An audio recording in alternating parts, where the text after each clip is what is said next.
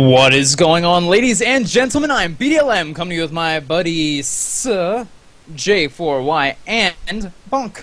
What's going on, guys? Craig is dead. I'm Hey, good. So, not much. Not much, he says. Not much, he says. Not much here either, I guess. Yeah, Except playing for, StarCraft. Shh, don't tell anyone. you know, last time we had him on, he was all about Diablo. Now he's about StarCraft. Can we get on a Valve game? Can you at least play a Valve game while you're doing this? TF2, let's go. I mean, really. Of all the things. Wait, dude, hey. Just Hey, in video? You don't Brian have to type reminds that. you that Dota was first developed in a StarCraft or a Blizzard game. Need I remind you? That's true. It's It's possible. a fact, but, you know, we've already actually had an episode about that, too, so... Yeah. No. This episode is actually about the patch that introduced Luna and Wisp, and then we're also going to talk about a little What the Nuts section, which I, of course, love to do. And I also have to go back and make some apologies for last week. Because last week I accidentally said spoiler alert and then actually spoiled something in the same sentence, which was a little unfortunate. But what can you do? So my apologies for that. And also our buddy Villo is like, hey guys, it's pronounced mechanism. We always call it, what, mechanism, right? Yes. I'll meet you halfway. It should probably be mechanism, right? Because, I mean, there's no I, right? That's why I never pronounce it mechanism. Oh, I guess technically the heroes do. Yeah, it's a tricky word, isn't it? The fact that it's like spelled wrong on purpose is just slightly annoying, and then it leaves so much to debate. Yeah. And then they did, the reason it was brought to our attention is because the hero Dazzle, when he buys it, says, "Oh, look at my mechanism," in his weird Dazzle. That's a pretty good impression, I think. If I was a troll, that's what I would Here's sound my like. question. Yeah.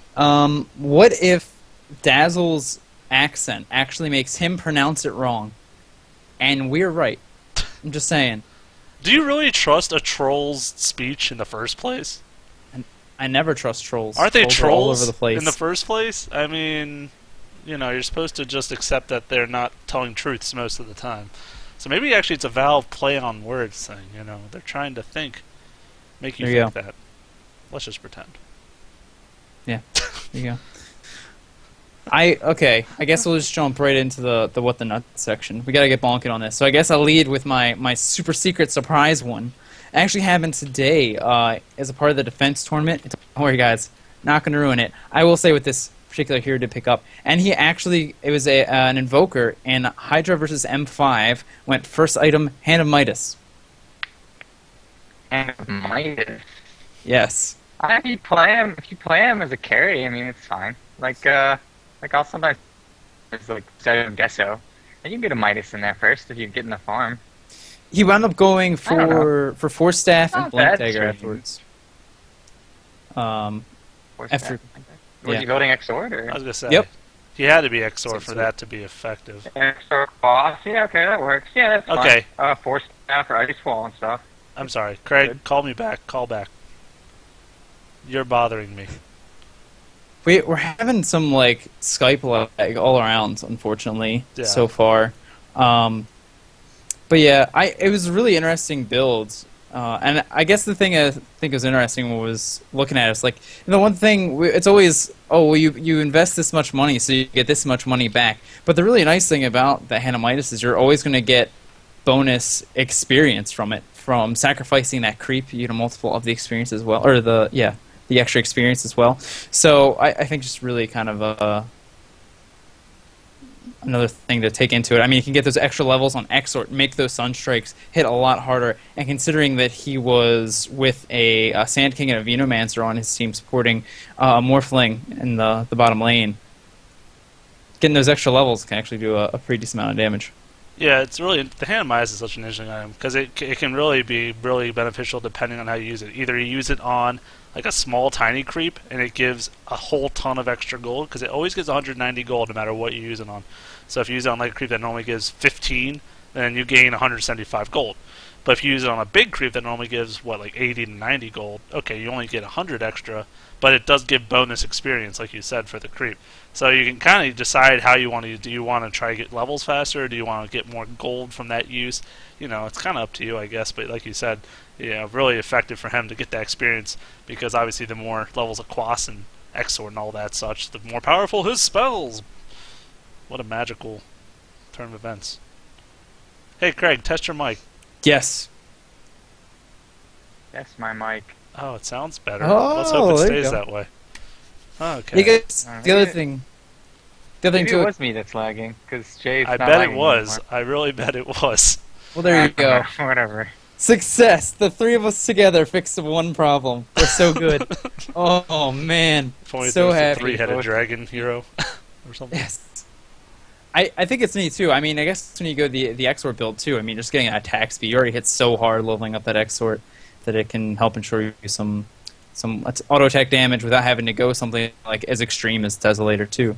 Mm-hmm. I like it. The other. Oh, go ahead. Sorry. Oh no, I was just gonna say. I think it makes a lot of sense. Only an Exort, but that's what I was trying to press because he gets the extra damage. So if you give attack speed to someone who does a lot of high damage, like Tiny with an Agam, assault carries. It's like kind of similar. Well, that's a really different example, but you know what I mean. Give a high damage attack speed, and then you benefit the most. Yeah. I think the other what the nuts thing, which if you've been like listening to us for a while now, you know there's sort of a history of me and J4Y completely dictating what the metagame is. We would say like, oh, that'd be neat or funny to see, and oh, what do you know? Then next week it gets done, and in Fnatic RC versus Na'Vi, Bloodstone Tinker happens, and it was amazing. I'm not going to say who won because I don't want to ruin it, but you should totally go watch that game just to see how it works. I mean, as you can imagine, rockets everywhere, 3 and 4 stacks on Martian machines. Like, it was just crazy. Spoiler: someone wins. Yeah, I mean, like, She is. She is cray. dude, It is. It is, and I mean, it's like seriously, like we were discussing it. I mean, it makes sense. That's the beautiful thing, but not as a. Well, you said he built it not right away, right? You said it was like 3rd or 4th in his build. Yeah, I believe he went the Sheepstick first and then went the Bloodstone after that. So he got his CC, got some mana pool and stuff like that before he wound up going for that crazy regeneration. The other thing, too, is, like, Tinker's such a squishy hero anyway. If he does go down and falls with that Bloodstone, he's going to be able to res up faster, which is going to be great because, obviously, he's such a good counter pusher, it'd be terrible to lose him, and then, he's down for 60 seconds. Yeah, it's similar to like a Nature's Prophet, who you see buy back all the time to port back into battle. It's like kind of the same exact idea, but with Tinker. So yeah, I definitely. There you go. That's what it is. Fine, go ahead. I don't like talking anyway. It's fine. Just stop my train of thought. What? I was going somewhere. Then you said, "There you go." Who interrupted you? I thought you did. Oh. Maybe myself. Continue, please. Well, now I completely lost my train of thought. So it's just going to be one. Fantastic. We're on a roll. Completely thrown off by Skype lag, and then imagining cutting each other off. It's great. There's quite some Skype lag.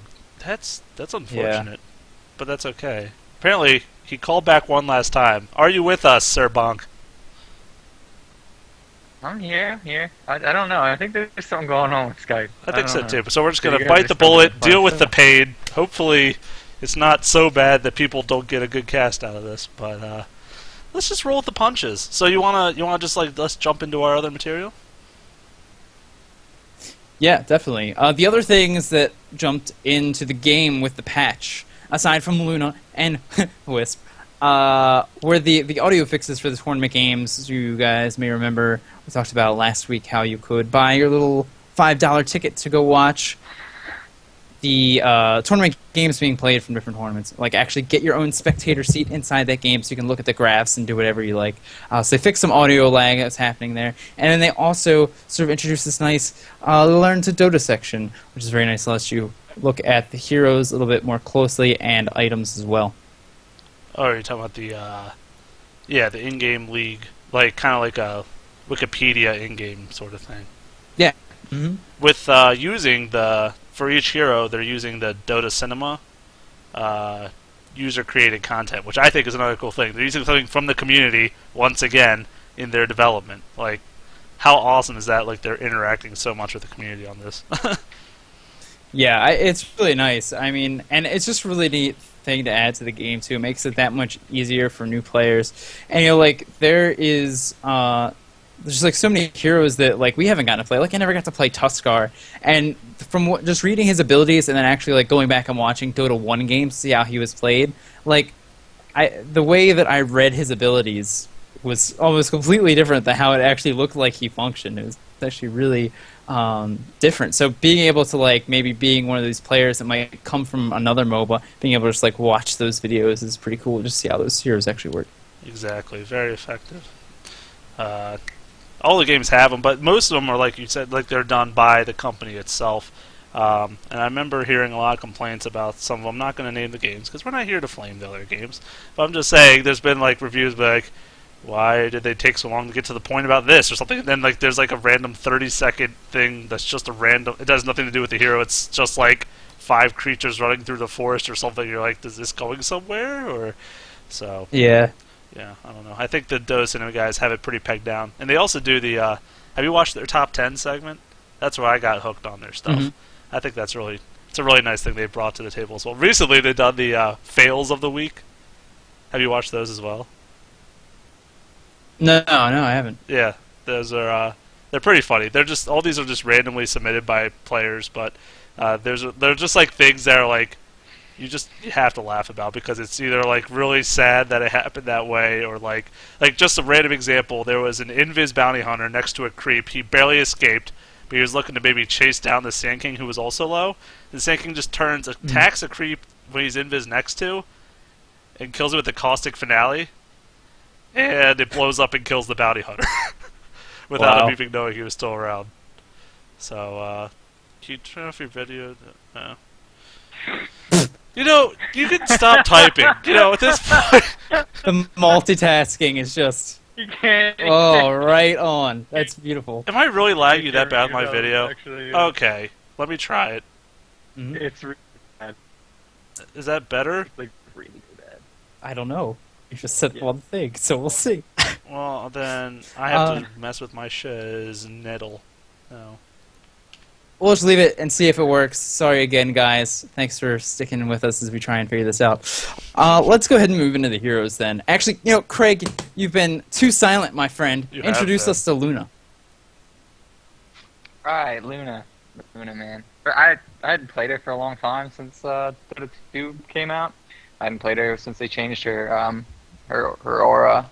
And I don't know if this was in Dota 1, but the Lucent Beam mini stun, it used to scale. It used to scale upwards. I don't know if they changed that in Dota 1 or not, if it's just a Dota 2 change. But anyway, how do you want me to go over? Just like Just skill by through skill? the abilities, yeah. Really Give us a run through. brief Cool. run through. Yes. Alright, I'm not going to give you exact numbers because I don't know them. We don't need Alright, Lucent Beam is it's a pretty standard nuke. It's got a mini stun, so it can be used as interrupt, so you can hold it for TPs or ults or whatever you need. Lunar Blessing, which used to be a percentage damage increase for ranged heroes, now is a flat damage increase for, I believe, everybody. Mm-hmm. And it gives night vision increase at level 1, which is interesting. Yeah. And then she's got Moonglaive, which increases her attack. It's like a new system sort of into the game where your attack will actually bounce up to maximum of 4 times beyond the initial strike. And then her ult is an Eclipse, which creates nighttime for 10 seconds. And it shoots down Lucent Beams based on your level of Lucent Beam. And it hits, I think, 4 beams at level 1 and then 7 and 10. But it only can hit each unit a maximum of 4 times. Yes. Correct. That's upgradable with Scepter. That'll actually allow the same target to get hit up to 6 times, and then at rank 3, that gives you a total of 12 Lucent Beams. And that's dependent upon the level of your Lucent Beam. Pretty sure. Yep, it scales It is. exactly with your Lucent You're Beam. right. Correct. So I'll be honest. Yes. Obviously not going to be my favorite hero of the patch because my boy came in. But I don't know how I feel about the Luna. I mean, what do you think about her overall as a hero, Craig? I don't know. She's good like ganking from her middle, because her ult's so powerful. If she catches you in the woods by yourself, if you don't have like a blink or an invis or something, you're dead. Like, you can't prevent it unless you happen to be, carrying around a Necromaconian or something of the sort where you can summon up additional targets for ult so it doesn't just focus on you. Yeah. That's true, and yeah, I mean, those heroes even Nature's Prophet that can quickly create some units and stuff, I guess, gets somewhat of a break from that Manta ulti. style. Yeah, that's Manta style too. Yeah, that's really a good one as well. She has a really quick movement speed too, so it's really hard to outrun her. 330 movement speed, which is absurd. So it's really if she goes something like the phase boots or the steam boots, or the power treads, pardon me. It's going to be really difficult to try and outrun her.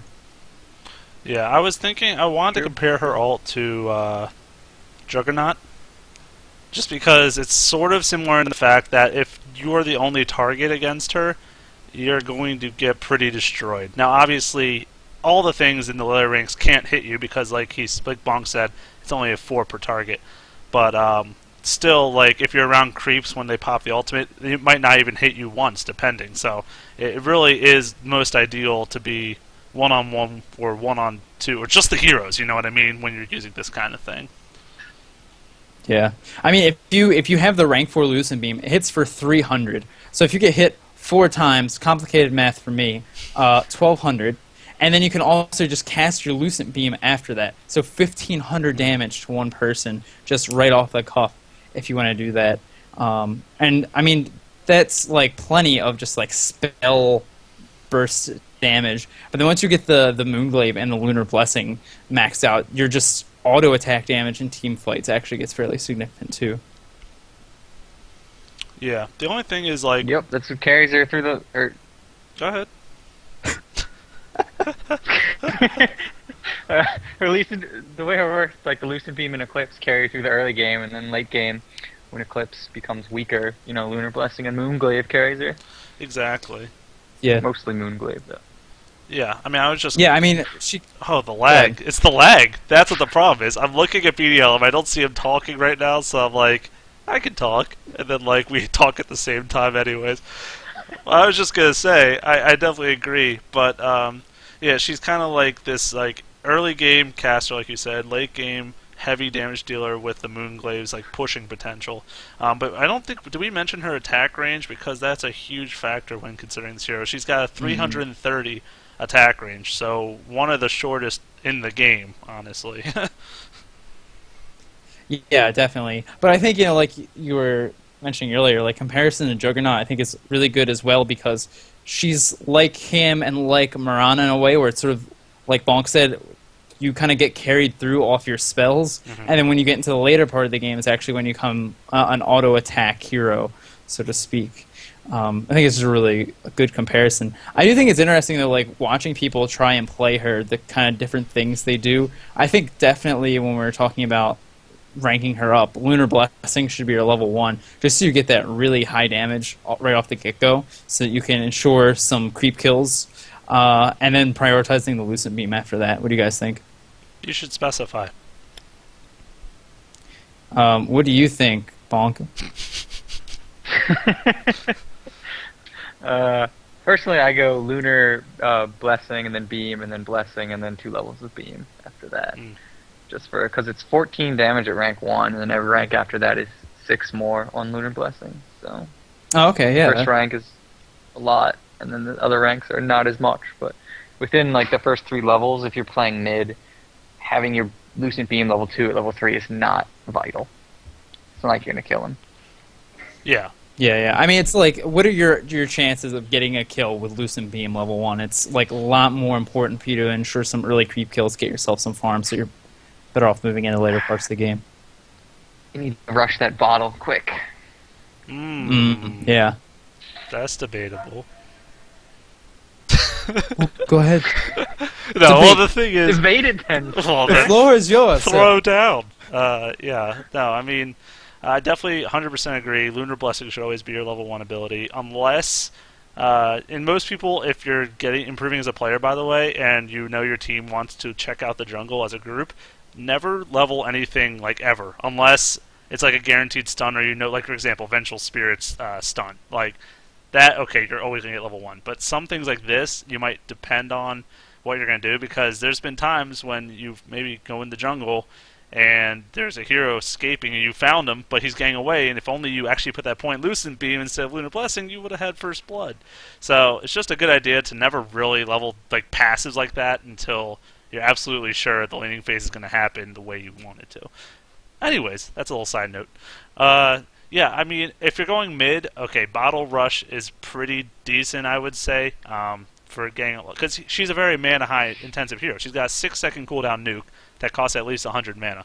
So you're going to be spamming that all day, at least in the early part of the game. Late game, of course, you're going to be more auto-attacking. But, I don't know. I mean, I guess it really depends what lane you put her in, because honestly, I don't like her as a solo mid. So that's why I don't think of Bottle at all on her. I like to go the Ring of Aquila on the side lane and play that way. Interesting. What kind of hero would you expect then to lane her with if you wanted? Like, what would your ideal lane mate be? Like a Tide or something?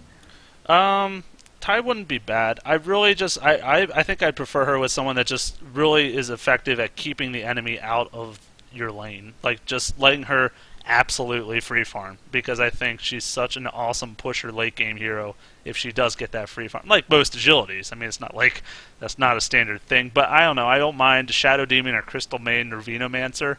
I think those are all really strong lane mates with her. Yeah, she is really good at pushing late game. I think it's hilarious to get mana styles on her because her images will also bounce the attack, which is great. But yeah, like especially when you're trying to push into towers that the enemy team's defending, like because your glaive's bouncing, they really can't come up around the tower unless they're going to commit to trying to stop you. I'm with you. And apparently it's better. I can do it. Yeah. Well, fine. You guys will never see my emotions again on cast. Does this technically mean that we can say that Jay's face broke the internet? Oh. That's a mean way to say it. But Well, yeah. okay, so Bonk, what you're saying mid, you'd probably want her? I would never want to play Luna in a side lane. Dang, thanks, Fist man. cuffs. Throw down. Dang. I think it's too important to get her ult early. You get her ult early and you dominate the game with it. Yeah, I mean, I do like the idea of getting the bottle mid too, especially because like invisibility is pretty strong on her. A lot of people like going in a Shadow Blade. Okay, yeah, why not? All right. That's decent enough. I mean, you can try and keep tabs on somebody and then just use your ultimate when they're alone and just destroy them. But I mean, I think much more dependably, or not dependably, but I'd rather just get the bottle and then hope for an Invis rune, hold on to that for a while, and then see if you can get a kill that way. Then No. You can even just run someone down with a haste. yeah, that's true too. I Or try to fool somebody with an illusion. I have to admit, when I played her in the side lane, both times I ended up being like a solo hero. So I still got all the experience. My lane mate was either pulling the whole time, so I got full lane experience, or I was literally solo, like the first game I played when I was solo against Dragon Knight and Earthshaker, and it was just me. Like, I just was 1 versus 2, and I got 6 really quickly. So, I mean, I haven't honestly played in the lane where we shared experience, so I agree. It is super important for her to hit 6 so she can start snowballing and getting kills. Yeah, what kind of boots do you like on her, Jay, the most? Honestly, I think treads do her possibly the most justice. I like phase boots as well.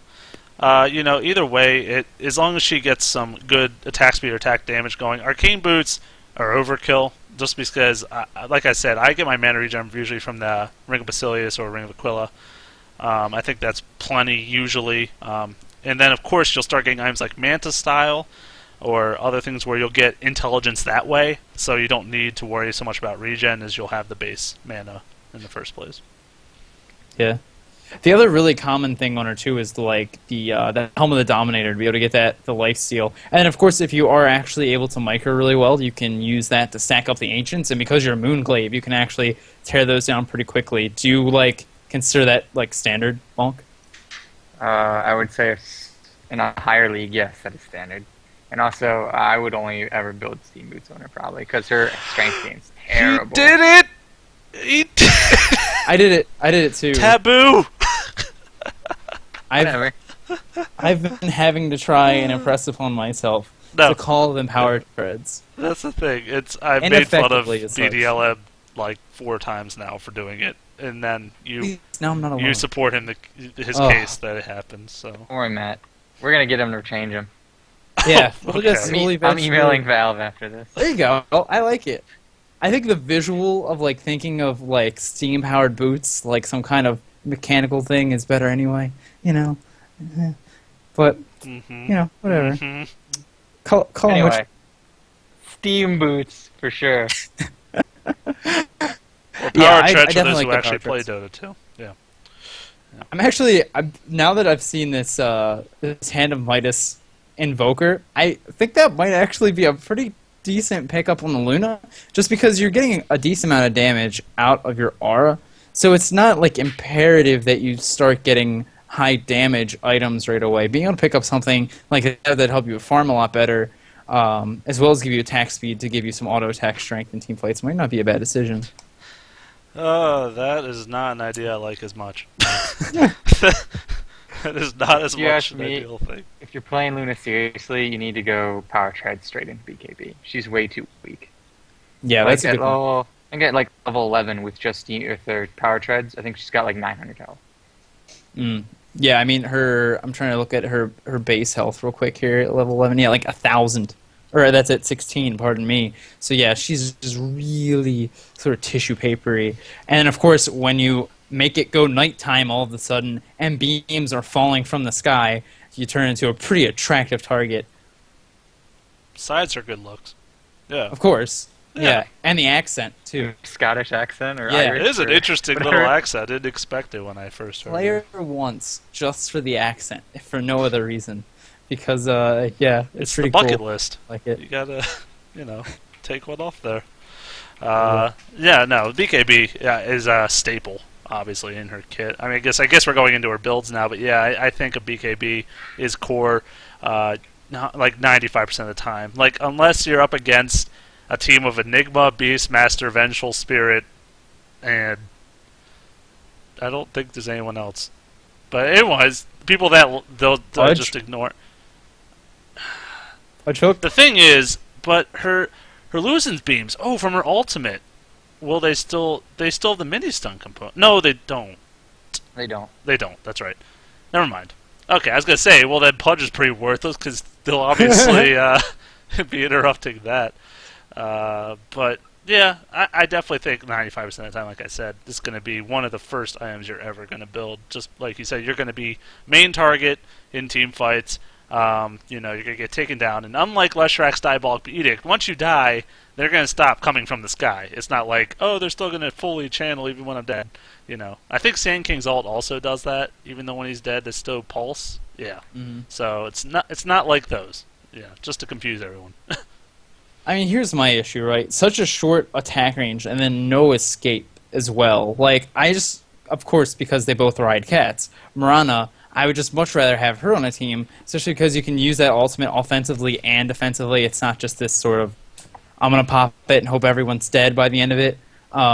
And she has an escape mechanism. It makes her a much better split pusher than Luna. So, I mean, it's like the thing with the Shadow Blade. It's like, I can almost understand people wanting to get it because that gives her at least some sort of potential to be able to stay away from the team, stay a little bit in an aggressive position, but then be able to get out if she needs to. Her and the Uterocopter, the Shadow Blade, King and Queen. I guess. There you go. Or Sniper, but who the hell cares about that guy? The whole allure of Luna is the same with Dragon Knight, that she has a passive ability to push her lane just through auto attacking. Yeah, that's probably true. That's why I But- like her late game, and that's what I was trying to explain to you when you were discussing, because you were like, yeah, there's no way I would ever pick her competitively, and I was like, I could see it. I mean, you're right, there's people that do things a lot better than her, but I think you also have to keep in mind for pushing, not only the Moonglaze that are bouncing around, hitting everything, but the Lunar Blessing's 32 flat damage for everyone on your team. So that's 32 extra damage for everyone attacking the tower. It's kind of similar to that. It's like almost like Lycan's Howl. kind of for pushing the lane, except it's not a cooldown, it's all the time. So, I don't know, I think she can do, even though she's a short range, she still has a lot of potential threat for the pushing scene. I don't know. Yeah, I don't know. I don't expect her to come up professionally. It's because you at hate. all. So. Yeah, I mean that's true. There's no denying that. Yeah, I mean I just think if you were looking to get like a ranged carry pusher, I would even rather have like Clinks. Like, I just, yeah, I don't know. But that's just me. What can you do? Can we move on to the good stuff now? What? Oh. Like I had to even ask. Did you see my message in Skype? Yes. Okay. For everybody, you know who else has an accent? Wisp, aka also awful voice. I think he sounds like a probe from StarCraft, as you have already roped that one in, and it makes me smile. I think he sounds like sonar in a submarine. Yeah, he actually like does that. It's like, oh yeah, my God. when he's under attack. Turn the voice off. It's like there should be an option in the options menu just for the Wisp voice. It's like disable. He also looks like the angels from Diablo. He's got those little like ethereal wingy things when you move him around, which is the also tendrils. Cool. Yes, the tendrils. I don't care if you want to talk about this here, Jay, because I'm just going to go ahead and do the introduction for him. Correct. That's fine. Yeah. I expected it. Yeah. Wisp. I've been waiting so long, and he's actually, when you consider there are a lot of heroes I've said, like, oh yeah, I'm actually pretty excited from the beginning of the game.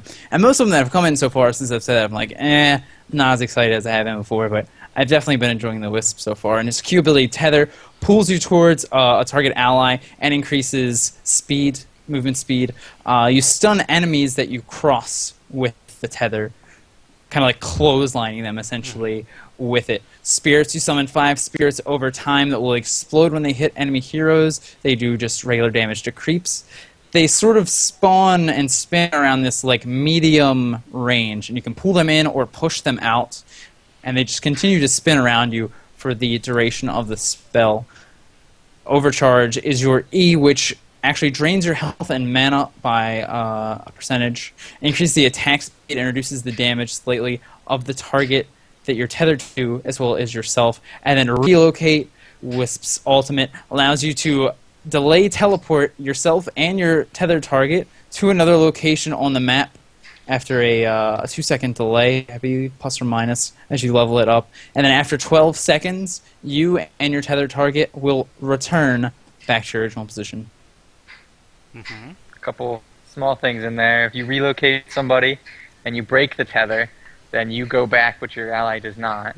Correct. And the way you said overcharge might have been a little bit misleading. It drains health and mana from Wisp and increases the attack speed of Wisp and the hero, and reduces damage taken of the target and Wisp, instead of just reduces damage. Did you also mention that tether, if you get a heal or mana, your tethered unit also gains that effect? I did not, and that's actually something I've been messing around with a lot on Wisp. And I gotta say, I wrote this kid's name down. I say kid, just wait, where is it? Goldie. Goldie is the only other person I've seen who has run Tranquil Boots on Wisp, which I think is fantastic. Because the one thing with it is any health or mana gains you get will only apply to your tethered target if it's effective gain. So if you're at full health and you heal yourself, you're not going to heal your ally. But if you turn overcharge on, you're draining your health and mana. So if you just tether yourself to somebody, hit overcharge, and pop your Trank Boots, you stay at approximately 100% health, and you're going to be healing your ally for some of that health. The other really popular items for him are Mechanism, and Arcane Boots, which will actually apply a double effect. Because it's the heal that you use will heal them, and then it's the heal you receive heals them as well. So when you heal somebody with Mechanism that you're tethered to, it will do a 500 heal instead of 250. Another important thing about tether is that the stun can only affect the same hero once during that duration of that stun. So just things to keep note of when you're trying... Because this hero, I tell you, I've never played him in Dota 1. Yeah, none of us did. And then just playing him for the first time in Dota 2, his abilities sound kind of simple, in a way. Obviously overcharge, pretty much a passive. Tether, I just throw it on an ally. done deal, right?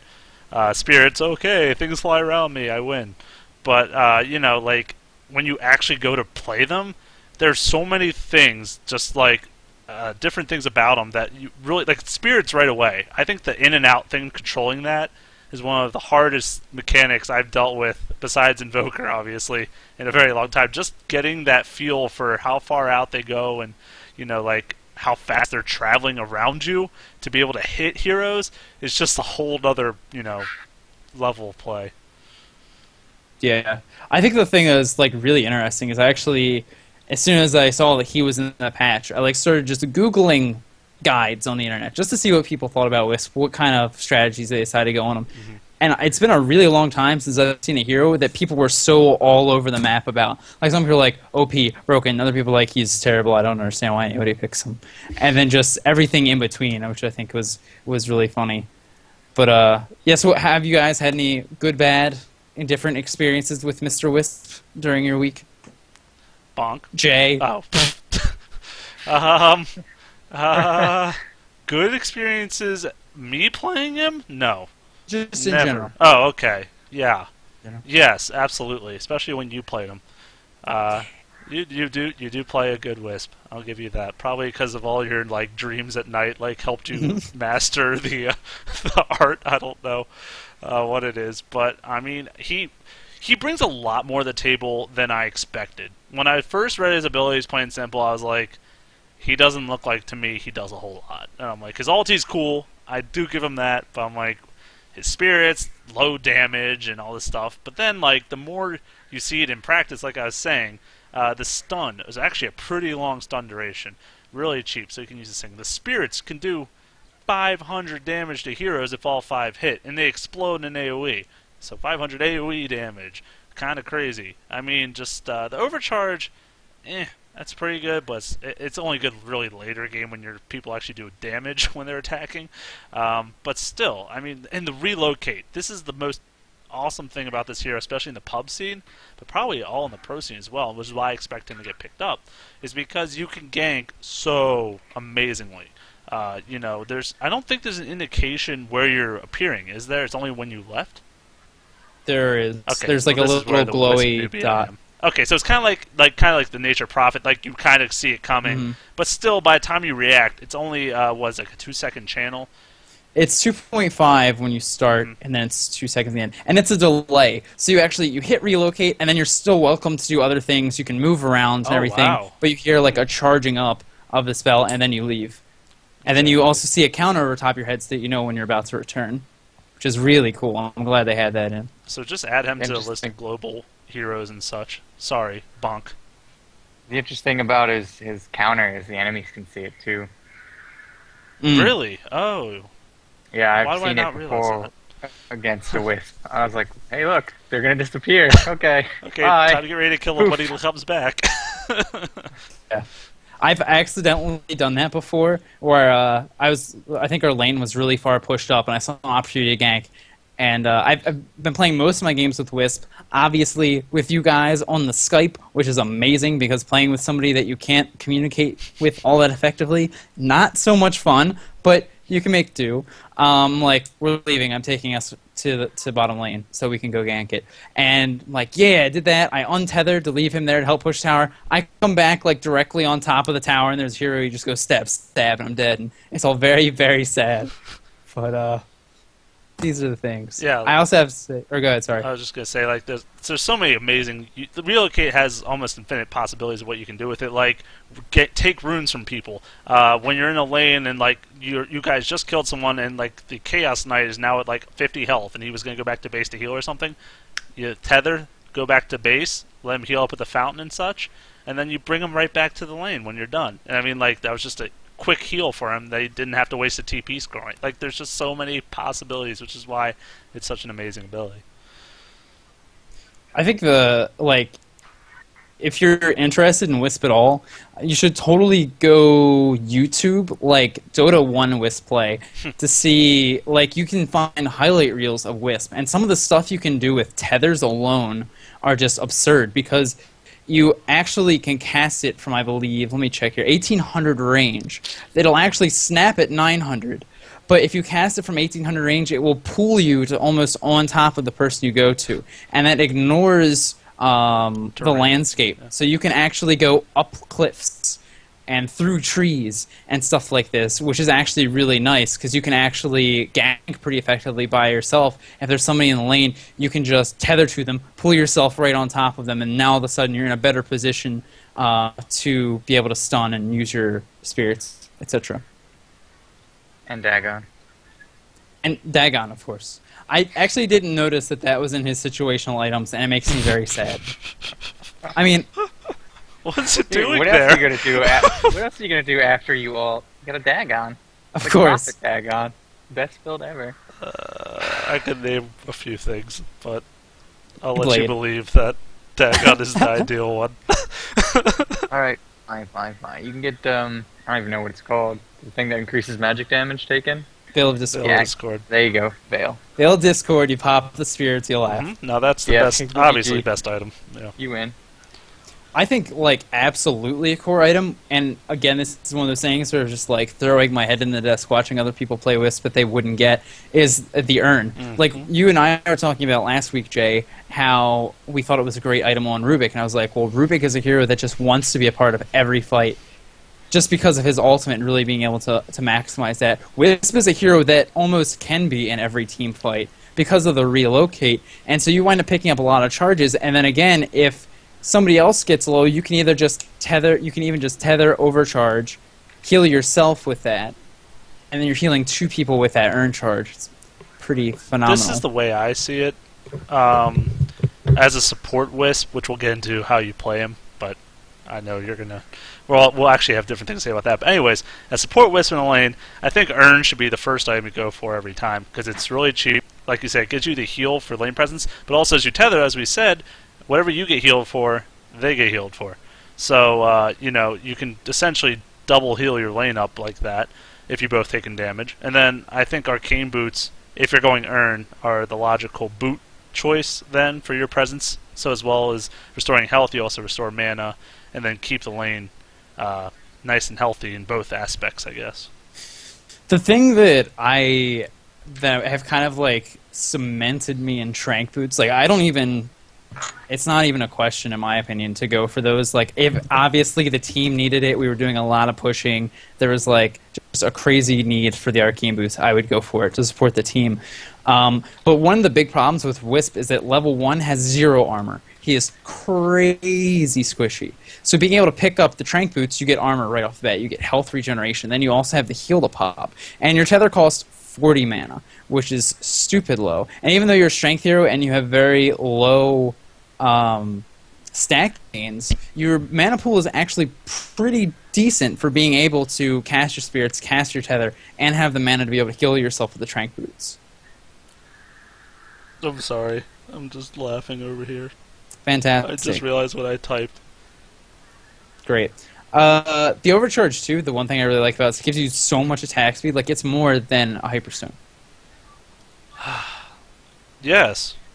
It does give a ton of attack speed. I mean 70 is a ridiculous amount. Obviously, like I said, I think it's really scales well into the late game is because a 70 or the 40 to 50 bonus attack speed, whatever you're doing early game, is not going to be that helpful. And most people, when you're leveling, I'll ask you in a second, but I personally believe that you should be maxing spirits and tether for the most part in laning phase. Do you agree with that, or do you think points and overcharge make more sense? I think 1 point in overcharge makes sense. And not even for the attack speed or the damage reduction, I would actually pick up the point in it so that you can drain your health. So that you can do effective healing to other people. You sound like Huskar over there. Yeah, I want to be hurt. Bring it. Yeah, it works really well, and I just think that's definitely the way to go. And, even if you don't want to go for something like Urn, if you do just go the Trank Boots, that's just a fantastic way to just heal somebody else really quick. So I always try to, like you said, maximize the tether and the spirits. I generally go for tether, but at least grab 1 point in the overcharge, I think. What do you think, Craig? How do you like to level your Wisp? I know you played at least one game with him this week. The one time I played him, I leveled Stats, overcharge. No, it's stats and nothing. Oh, there you Make it go. Stats, I don't want anything else. I like it. I think I did spirits and then tether and then overcharge. I think it was tether spirits. I think I'm gonna tether spirits again and then alt spirits. Or wait, tether spirits, alt spirits. Tether spirits. And then I went tether spirits. overcharge one rank just because like I should probably get this spell. I'm probably not gonna. What use if you it. look in the mirror and say tether spirits 3 times in a row? Will a tethered spirit appear behind you? He'll be relocated. Yes. Wonderful. Yeah, I know. We're just too witty once in a while. Yeah, I mean, this is what I wanted to bring up in the Wisp segment because I find it pretty funny. So I was watching Purge's stream. I don't know why. Nothing against that guy. I think he's a cool caster. But when he plays games, I don't normally like it. Anyways, off topic. I was watching him, and he loves the hero Wisp, apparently. It's like his favorite support hero. He says the reason is because it's one of the support heroes that's a true support hero. Like, every single one of his abilities is, like, there to really support. I mean, you could say spirits, not as much. But, I mean, without a damage move, what the hell good is the point of his support? Anyways, he went solo mid. But he didn't go solo mid as, like, a carry. He went, kind of like we were saying with the Vengeful Spirit, you get that farm to get items that help your team. And the reason I think this was so funny is because we were discussing in one of our previous episodes about who you wouldn't, it was with Bonk, about who you wouldn't want your teammate to go mid if he said he was going mid. And I said, I quote myself, I think Wisp would be the worst possible hero to go mid ever. And then I watched him play in maxing spirits, and the other guy had nothing he could do in the lane against him. He got completely shut down by how much damage that was doing. And I was just like, I just put my foot in my mouth right then and there. It was terrific. Oh no, what do you think about the mid? What do you think about the solo mid Wisp? New meta? No, when I played him, I went like 1 in like 50, so it wasn't good. Well, At least you got one, right? Like, I don't know if I even had a kill. I mean, I think I got a couple somehow with spirits. I actually Kind have of like spamming it, trying to get it at the right range. Yeah. I have it written down in my notes, IO is a utility item. Like, he hardly even feels like a hero sometimes. Like, you really are just there to lash onto other people and make them better. And I think it's awesome. I love doing it. I think, like, Necrobook's another really good item you could go on them. I had fun with Yules as well, because you can crowd control somebody with the Cyclone, and then when they come down, you can stun them. But the only problem with these things is they're obviously expensive, and you're a support hero. But yeah, going that mid build is actually kind of interesting, because, yeah, I mean, if you can get those kind of items up, you're really strong. Well, what he did, he went bottle, which is also actually a pretty decent item, even like on the side lane, not terrible because it gives health and mana back, which you can give to your ally tethered, so not a bad choice there. But he got bottle because of lane control and such. He went for a really quick arcane boot, and then he went for a quick mech. And then after that, he kind of was just ganking like the rest of the game. And eventually he got to the point where he just like straight bought a heart. No joke, he explained why he loves that hero so much. It's because it gives 2% passive health regen a second if you're not being attacked. So while you have overdrive on, overcharge. It's just like a ship command. I don't know.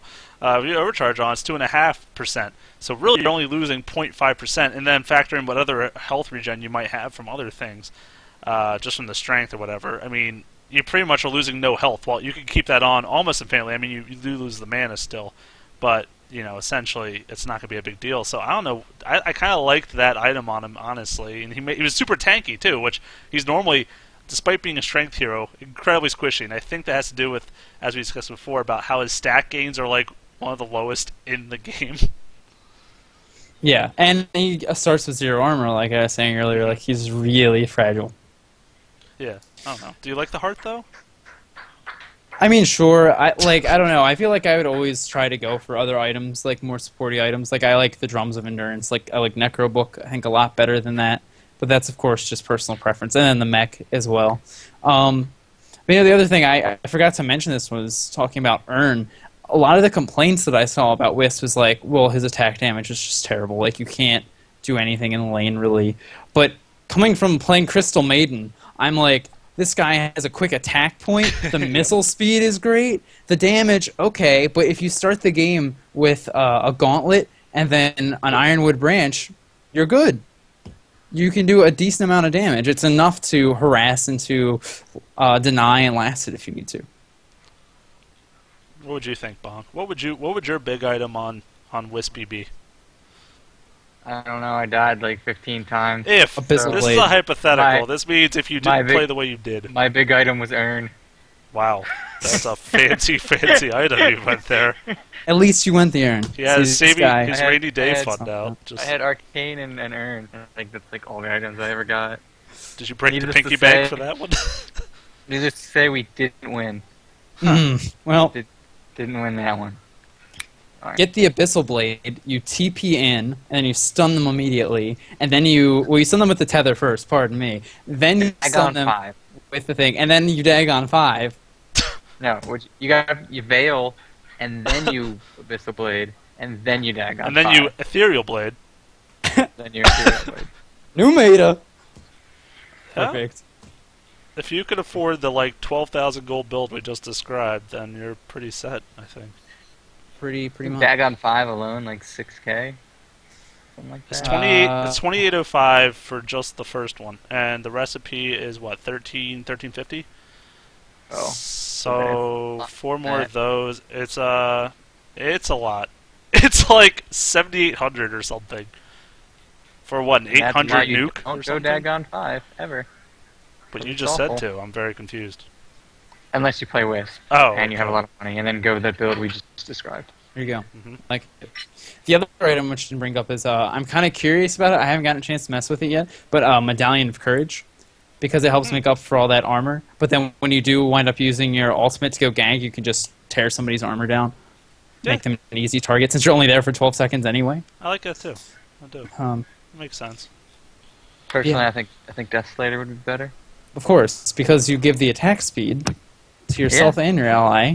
That's right. Overcharge. That's why I wanted Damn. to see a semi-carry build Wisp. As horrible as it would be because of his stats and everything, he does have that, that overcharge, which makes him like kind of a carry. Yeah, That is getting very sad. No, because a lot of the guides were like, yeah, get heart and then get like MKB. Like, oh, okay. I mean, if you want to, sure. Might as but- well. It's like playing Lena. If the game gets that late, You do see might as well get Dezos some damage items. in the pro builds. Yeah, I you get do see. Deso on Lena when it gets late because it's like Yeah. you get a bunch of attack speed. Why not? I else you gonna promise build? you, if I play a game where it goes so late, I'm gonna buy Abyssal Blade and it's gonna be hilarious. Ooh. In chat, someone says no honorable mentions for Shivas. Shivas, yeah, that's a really good item too. See, a lot of these, like my problem with them is they're really expensive. Like I literally have a list written down here, and like Yules and Rod and like Necrobook, I have like question marks next to because I'm just like, you're never gonna be able to afford those. That's true. Like, but no, Shiva's is really good, and I mean, like when you're teleporting into, you get that slow right away, and of course the int's nice. Even though it's not giving you any damage, just increasing your mana pool means you can pretty much spam spirits and you're straight. So, Like you said though, the problem is it's 4,700 gold. I mean, it's Yeah. just like for a pure support, which is how I think he's supposed to be played. If you can afford that, that means your team is doing some amazing stuff, and by that point in the game, it's not the end of the world what you decide to pick up. You know what I mean? Like, I don't know. would you guys like laning him with, or who would you if you were like, oh, I'm gonna play support this game, guys, I'm going Wisp, pick to lane with me. What heroes would you guys try and go for? You just need someone with mobility so that you can actually do something with your tether. That's a good point. Like, a blink or something, and then you can pretty much force the tether onto someone. Yeah. Someone I saw it on Chaos Knight. I loved the Chaos Knight Wisp combo. That is stupid, especially now because they recently actually changed Chaos Knight so that when he reality rifts, he places himself behind the target. So literally, if he reality rifts a stun target, you're guaranteed going to stun them right off the bat with the tether. And then, of course, you're overcharging him, so he's going to get more attacks to get those big crits as well. I think are fantastic. I had a lot of success, actually, with Ricky Maru and Bounty Hunter, like the Invis heroes, because people aren't expecting them to be there necessarily. And so they just get the jump on people. And then, like you're saying, with somebody with mobility, the Ricky Maru can blink strike onto someone, and there's your stun right there, and their stun in the cloud. So how are they really going to be able to get out of that? How? You can't think of These it. are the questions. Yeah. He synergizes like so well with a lot of heroes. I mean, there are very few heroes where I would say that, and Wisp seems a little strange. Obviously, ranged heroes don't make a ton of sense. You can argue that the overcharge, giving like an agility carry, some attack speed, would be, good. But I mean, I guess it's funny because even some ints you consider like Storm Spirit. If he ulted in on somebody and then you tether to him, you're going to be able to get a good positional stun as well. And you can stun multiple targets with this thing. It goes up to 2.25 seconds at the last rank. So basically, I was just saying, any hero that has like Blink Strike or something like that is almost your ideal candidate, because they'll get right in their face, you tether right then, stun them for 2 seconds, and they're going to get destroyed in that amount of time, honestly, probably. So, I don't know. The one other thing, as far as like Wisp hero interactions, I think this is actually kind of like the last thing that I have the last wisdom I have to impart of the Wisp, is he's really good against global heroes, and Bonk knows especially, because one of the last games I played with him, I was laning with a puppy, and I was laning against Wisp. That's what it was. I'm sorry, and I was Nature's Prophet, and trying to TP around, and then you would just have a tethered hero with Wisp come in, stun you, and you're dead. Good luck. Like, he's really good against those heroes that can move around the map. Nature's Prophet, Tinker too, really strong. Gotta carry that TP when you're playing Nature's Prophet, man. Yeah. Get in there, summon some trees, kill a couple creeps, and get out. You mean Boots of Travel, Nature's Prophet. There you go. He will Refresher never die. word. Blacking Bar. That would actually probably be the more useful. Yeah, go Black King Bar and then just Dude, TP no, out. the good old days were Lothar's Edge. Back in Dota 1, or Shadowblade now. But yeah, where you could, start your cast and then pop the Shadowblade, and you'd still be channeling your teleport, and people were like, where'd he go? There he went. It was a quick teleport. Exactly. I guess people don't play him. You see so many like different builds on Nature's Prophet nowadays. I mean, that was back when he was like always a carry, pretty much. But now that you see him a lot in like we saw a pipe when we were shoutcasting a game today. I mean, a pipe Nature's Prophet. I don't think I've seen that until today. So I mean, like he gets all that farm. He can just be so versatile for whatever the team needs. That's what's pretty awesome about that hero. I don't know. Gotta go ganking Prophet, man. I saw that, and I didn't like it from you. What do you mean you didn't like it? I didn't like it because you fed level 1. Would you like to maybe elaborate so people like me who have no idea what you're talking about might You earn shadows, and you don't jungle at all. You just gank like the whole game. As soon as you get the first kill, you have turn charges the whole game. The face on that BDLM is priceless. What? Don't split all, you just He's so skeptical. It's a skeptical face. level it's like 1 roaming TP. with like Venge or something. Except you can be anywhere you want to be. You don't have to walk through a river and get seen. Matt is so confused right now. Level 2 I could see it, but you're saying no jungling at all. You just right off the cuff try and get. Level 1, you try lane a gank the lane. I guess if that lane had a lot of CC in it, you could make it work. But make it happen. No. And if it doesn't work, then you pull for that lane instead. Meanwhile, the stack neutral and creeps pull. in the jungle are doing nothing but Just so they're lonely. begging to be plucked, and you're just stack and pull, leaving them there. And then you gank again, and then if it fails, TP to like bottom or middle and gank there. But he only has Sprout, and people have Tangos in the first levels, so you're not going to do much. People don't have tangos. They're pubs. They're bad. Oh. I didn't know there was a generalization about that. Okay. Yeah. The more you know, Jay. It's great to learn. Indeedly. Well, do you guys have any other crazy, random things to throw into the mix aside from level 1 ganking Prophet? So, Meepo. if Dota 2 was an ice cream flavor, I hate you. what topping would you put on? all of these casts you come on, Bonk, must be like a slap in the face almost, because you get to come on and you get to not talk about Meepo. I know, it's sad. I mean, Very sad. You don't even know. his art is coming along, and actually, it looks like going off the sort of concept art and the working models of these heroes. Lanaya, the Templar assassin, is actually really close on dying, but he's getting closer, man. He's getting closer. It might not be too long. It'll be before techies, and that's all that matters. That's true. I would not be surprised if techies is actually the absolute last add to the game. Just so I would not be surprised if Ice Frog didn't put him in either, because Ice Frog hates that hero. Really? I'm pretty sure he hates that What, hero. have you met him? Have you Skyped him? Just before this call, you asked him? He didn't put it in RD in Dota 1. Because he didn't like the hero so much. Because he's just like not like a good hero, or not like a... Whoa, now.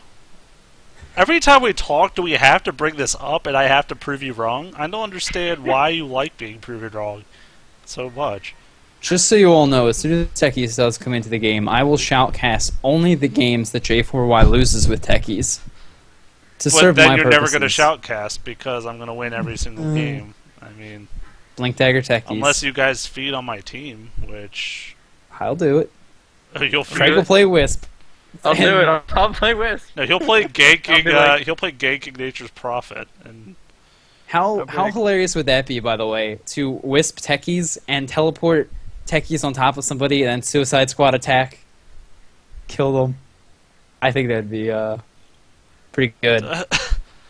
I mean, yeah, I guess. No, what I really like about Wisp in approaching the team, I think you're going to see him run with Nature's Prophet, and maybe, dare I say, Ancient Apparition. But that would be an insane team. Like, just like make a kind of global team. Hell, put Zeus in there. Zeus solo mid, and I don't know, Wisp and Don't you mean Zeus? Prophet. Zeus Beastmaster in the side lane? Yeah, the obviously best lane that's never lost once, as far as I know. Never Both lost. of you have run. It was the worst thing, and then especially because I went the aura instead of the boar, so attack speed Zeus just was wrecking house. I mean, We tore that lane up.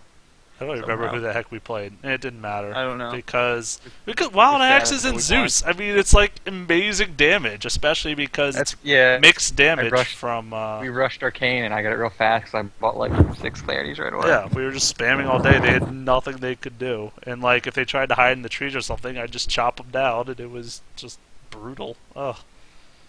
I don't know. Yeah. You're talking about Beastmaster actually reminded me of one other thing to mention with Wisp. The great thing, too, is you can actually use it with heroes with big ultis, like especially Tidehunter. And we actually, in a game we all played together, we made this happen where we saw that the team was trying to push like one of our tier 2 towers, and we were just like, wait a minute, tether to Tidehunter, port right into the middle of the team, Ravage, and there's your perfect initiation. And if you do it from close enough by, when the 12 seconds are over, you can just kind of walk into the fight. Walk right in. Yes. Okay. Well, that's just another way to really take advantage of the tether. They're made for walking. True that. Is that what True they'll that. do? It's just what they'll do. Do we need to sing the Bob song?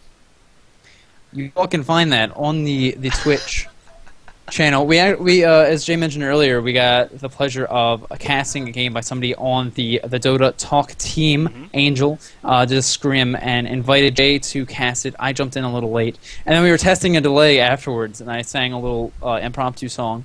So you guys are welcome to check that out, and hopefully I can delete it Did we before talk too about an many people album do. we were going to be releasing? I mean, that could easily be on it. I mean, no question. Christmas album.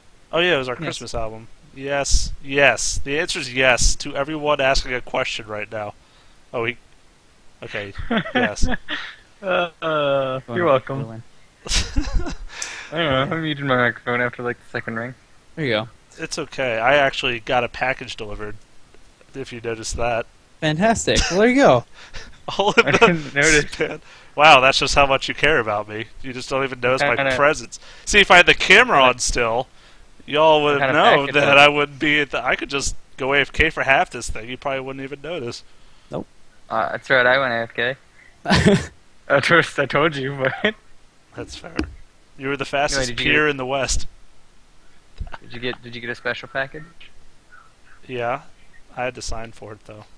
Was it in a box? Yeah, that's generally Or what in a packages bag? come in. Honestly.